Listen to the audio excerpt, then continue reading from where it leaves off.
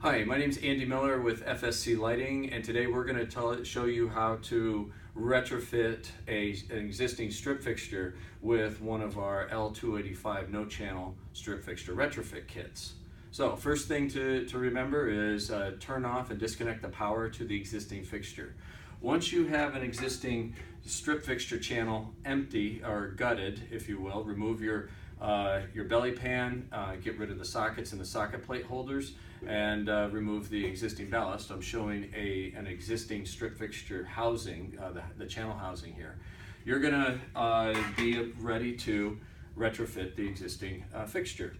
So take one of our bendable adjustable brackets, and you're gonna Tek screw this into the existing channel housing. So it's bendable, you snap it in like this, and then you take two Tek screws and mount that into the existing channel housing. Once those are done, take the you have your new strip fixture retrofit kit here, the L285 series. Remove the lens. Take your power, which has a power disconnect, and put your power cord right like this. This would be going to your existing power in the channel. Take this, put your new strip fixture retrofit kit into over the housing, just like so.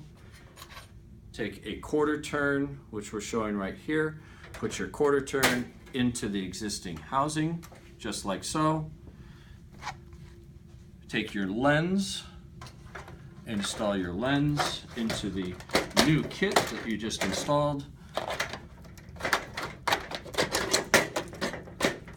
Remove the plastic,